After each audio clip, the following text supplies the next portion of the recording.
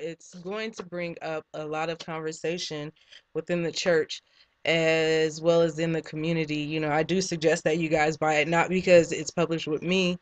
However, there's a lot to be gained from this story itself. Um, it starts out with a couple of things that happened, early on in I believe it was the 1800s. Excuse me. Told you I'm getting over a cold. But uh, it's very enlightening because it talks about generational curses. And, I hear a lot of people saying generational curses do not exist. Or I hear people say you can't use generational curses as an excuse. However, a lot of the things that we go through, if you pay attention to your parents and your grandparents, a lot of the stuff that they've gone through, we also go through. Um, but, we're given the opportunity to repent for them as well as for ourselves. If we're still here, while we're still here, we are to repent and ask for forgiveness for them and their actions. And um, also at the same time, for our forefathers that we aren't even aware of, the things that they have gone through. Um, but it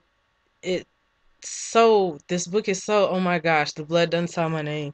Every time I read it, I find something new that just really touches me, and I do cry, and I'm steadily picking it up like, oh my gosh, what's gonna happen next? Okay, who is this woman in the book? How is she related? How is this character relating to the main character? You read it and you're like, I want to know what happens after this book. I really want to know what happens. Melissa, I know you're probably watching this, but I'm waiting for the continuation of this one because it leaves you with some goodies throughout it. It's got a sermon in here.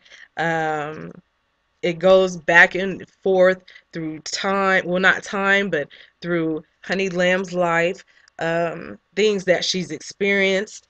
Um, there's some things that happen between her and Mason, which, you're sitting through chapters 1 through 4, and you're like, what did this girl do? What did she do? What did she do? So, you know, I do suggest that you all read this, pick it up right now while you can, because they are selling pretty quick.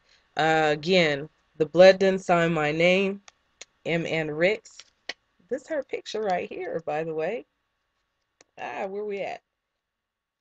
Is right this one? There. Right here. The Blood Done Sign My Name, because it speaks about generational curses. Um, how Honey Lamb does, if she does change, if she does recognize what's going on. And this book also just says so much about how things are revealed to us right at the right time. I'm a vessel full of power with a treasure none can come. Check it out, man. Check it out. Look at the cover. Look at the cover.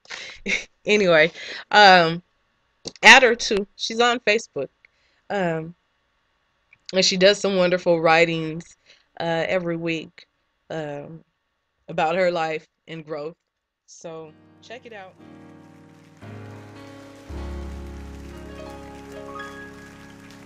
Persecuted, but not forsaken.